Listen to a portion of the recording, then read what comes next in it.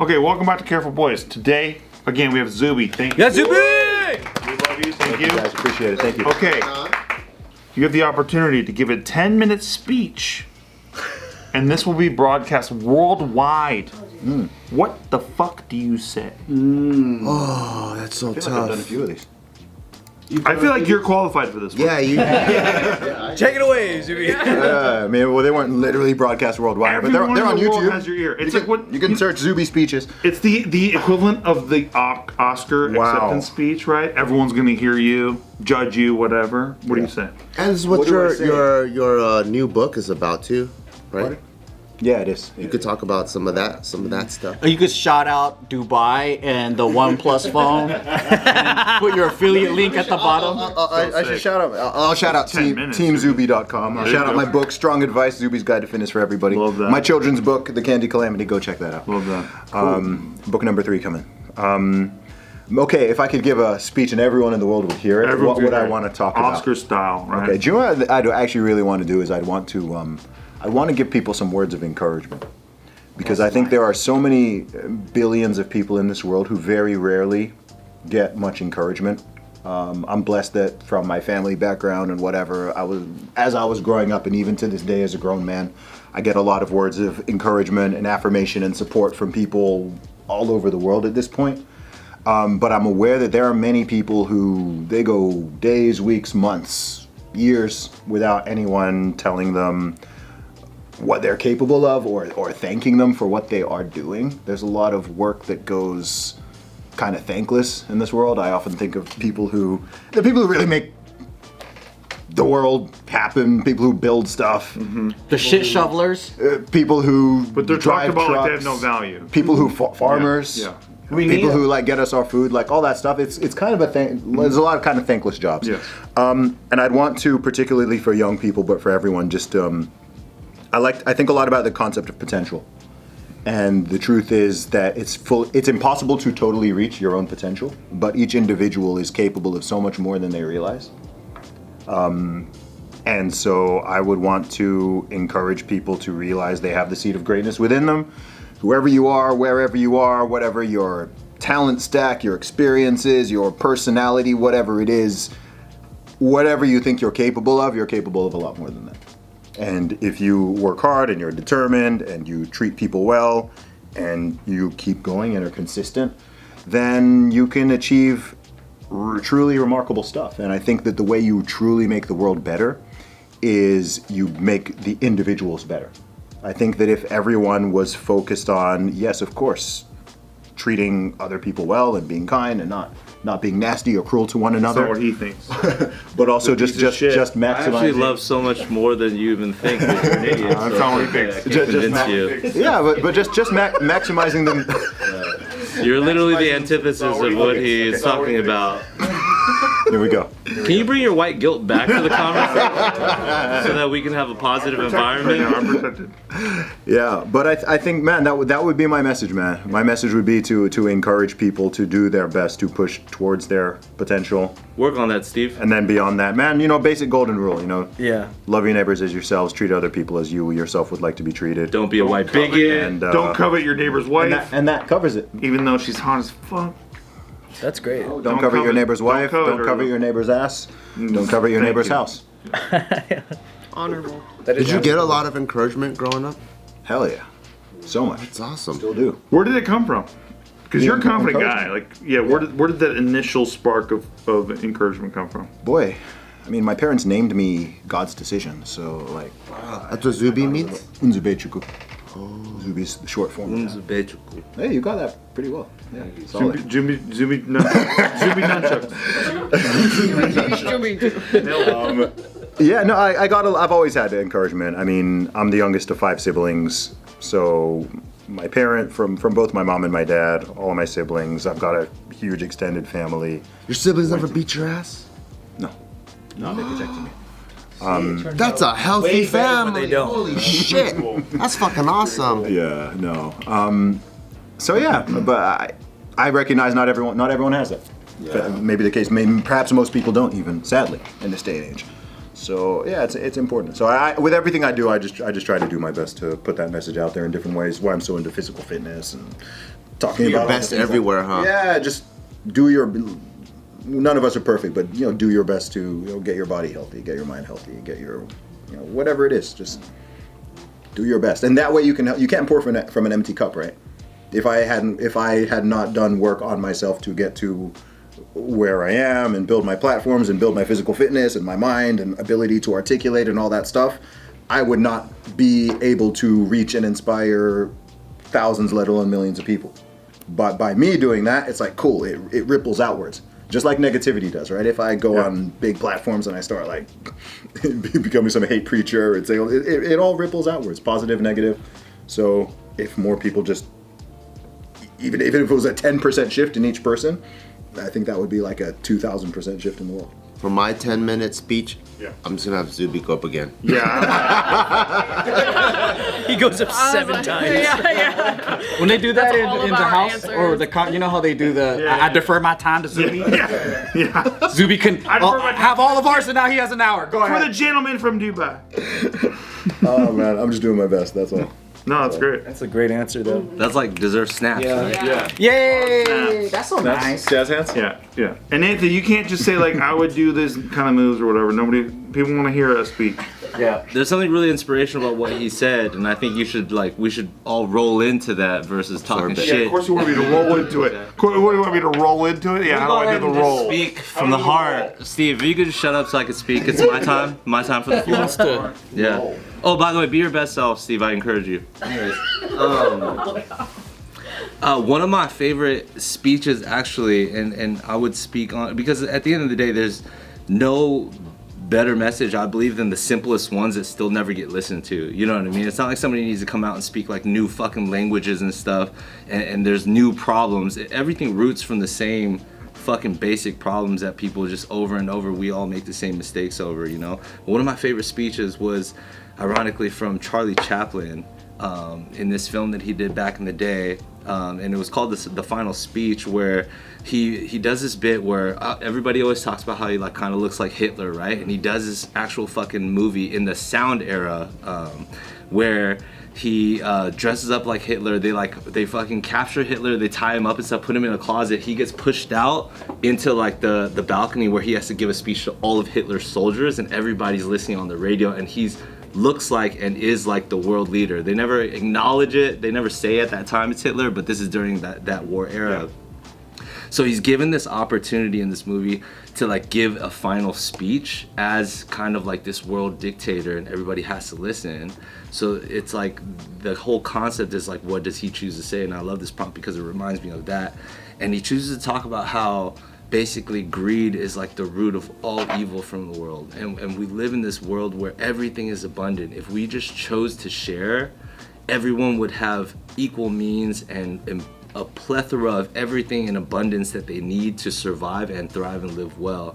But greed is the only and main thing that takes away from all of that. The few that want more than they need is the thing that creates destruction and evil in this world. And if we could just share and we could just see each other as brothers and sisters, then we would be completely abundant.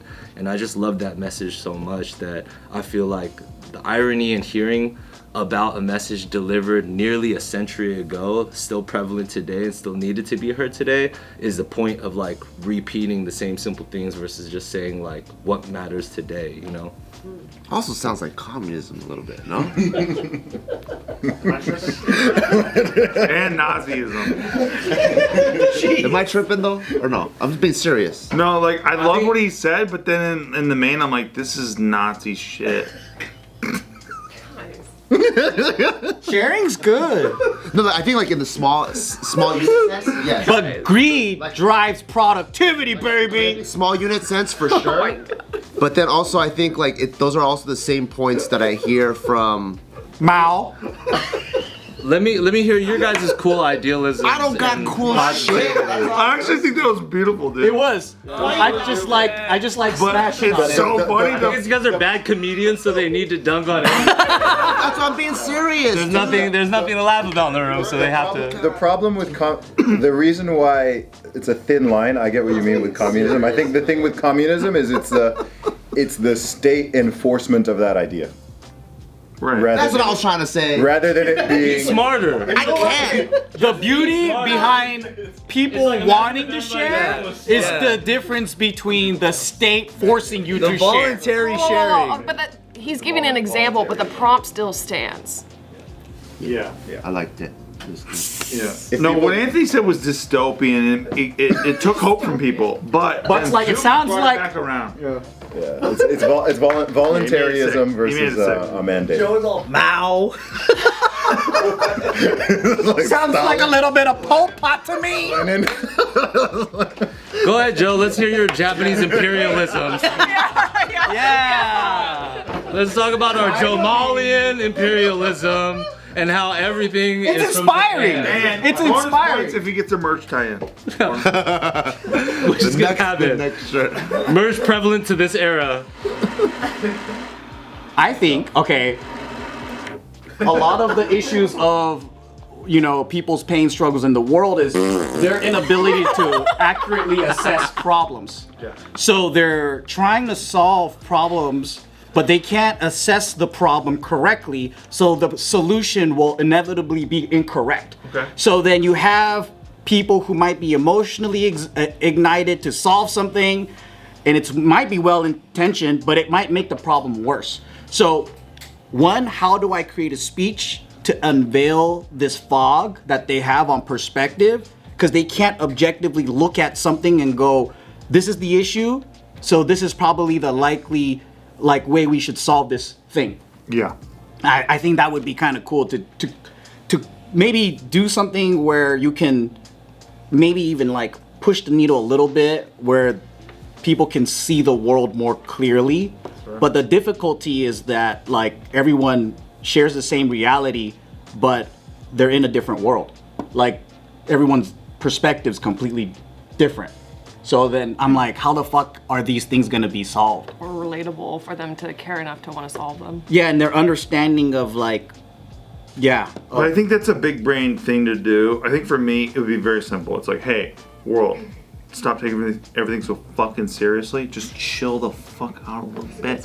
And just chill out. Just chill out a little bit more than you probably would. You're fine. Everything's not great.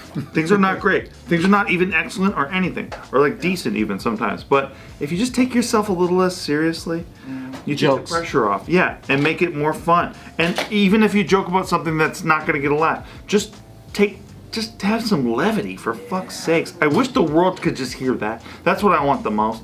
But I'm a white guy, so I'm part of the problem. I'm part of why people can't chill. I spread my progeny too many places, to too many land masses. You should be a speechwriter for me. do you know what I love about the progressive victim stack?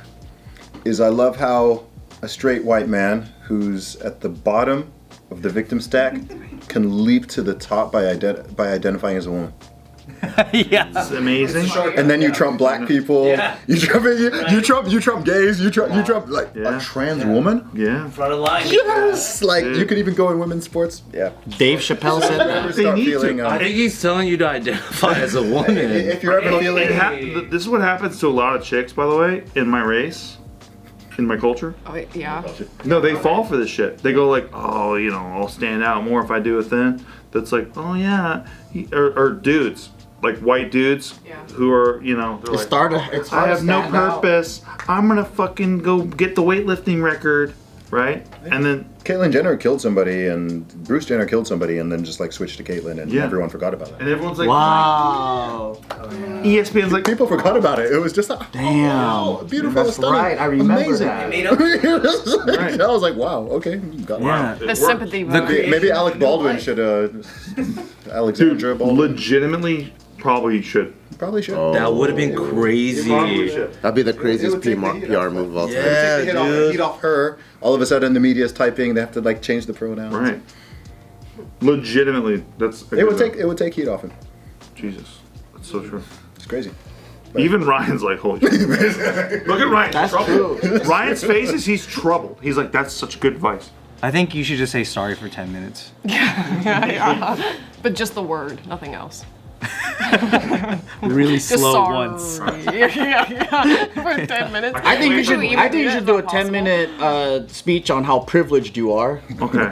and how your life is really good. Everyone else's suck. Yeah. Oh, that's good. How many more opportunities that you? I got so many opportunities. Holy fucking shit. First of all, I got a 10-inch cock. What are you gonna do about it? Nothing. The whites gave it to me.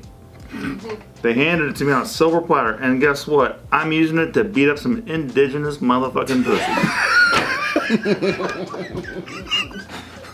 Stupid. My wife is Filipino. Indigenous. My wife's Filipino. I'm conquering it twice. I just love that came after the indigenous. I was like, I'm conquering it twice. He's a colonist. Yeah. In case you're not picturing it right, she's Filipino. And today is what? Friday? On Wednesday, I took it from behind. Wait, you took it from behind? Oh yeah. Oh yeah. I took it big time from my wife from behind. What day is it? Friday. what day is it? Oh yeah. You can say I was on all fours and I took it from behind big time. That doesn't sound like You were on privilege. all fives, weren't you? Sir. Because my dick had to hit the sheets. You see, that's verbal support. That's what we need more in this room, you fucking We're idiots. building. Jeez. I liked her speech, Anthony. I like your issue to figure out your speech and never give one. I thought we weren't doing speeches, but we were prepping for the speech. I thought. And I said, this is the kind of speech. I don't have it ready. I haven't fucking I didn't write it. That's why I said I liked it. By the way, we said no PvP, but Anthony's fucking just. I gave him a compliment, and he just shot me. Just me. Everybody down, dude. Compliment was Mao. What great compliments, guys. What I told you. Hey, I don't have anything against communism. I'm actually for it. He's not. I told everybody that my wife pegs me.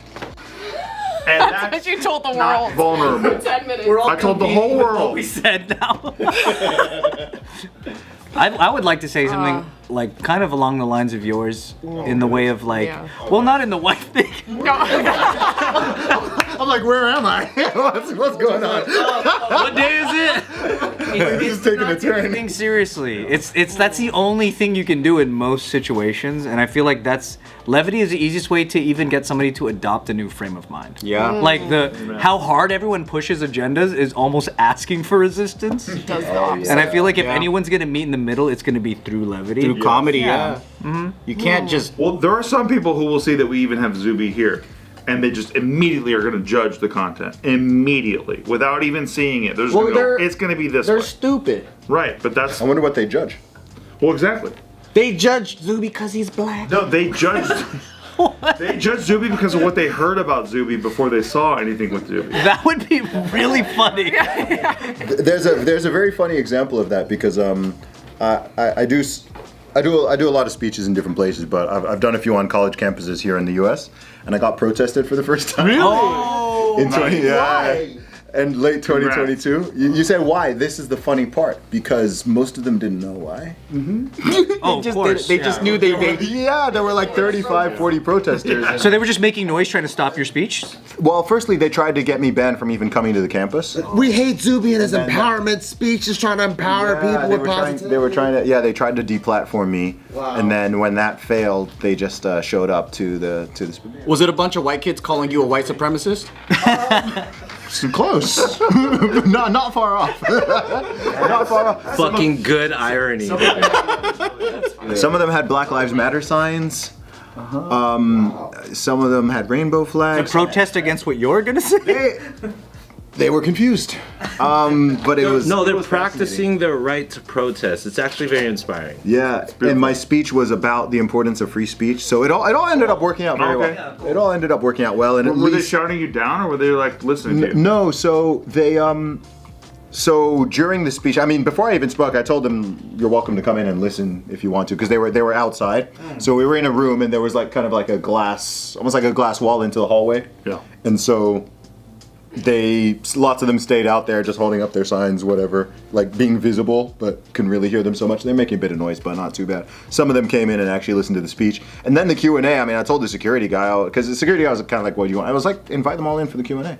Any questions they've got, like I'll answer anything, any questions, any comments, whatever. But that was when I was like, oh, these people really don't know what they're even upset about. Like they don't. There were like a couple people who had pulled up like a tweet or something I'd said in a podcast or something, and they wanted to question or challenge me on that specific point. There were maybe like 3 of those, and then the rest were just, I think they just tagged along because they heard I was some far right bigot who, you know, Nazi or So something. you're guilty by association. Yeah, but And they judged you by the color of your skin? yeah, but it was pretty funny. It's a shame it wasn't filmed because it was pretty wild. Maybe they didn't judge him by the color of skin if they're showing it with BLM stuff protesting. It was so against funny because I agreed with most of the signs they had, and so I was like going through their signs, and I was like, "What? Yeah, I agree." Yeah, one's like Black Lives Matter. I was like, "Yeah, I agree. I don't like the organization, but yeah."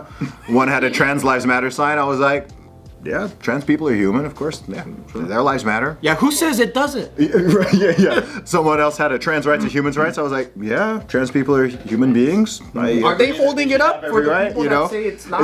it was hilarious, but most of them left. And after the Q&A, I actually stayed another 2 hours. Wow. Like in a green room, because some fan, like most of the people there were like fans and supporters, so they wanted to see me.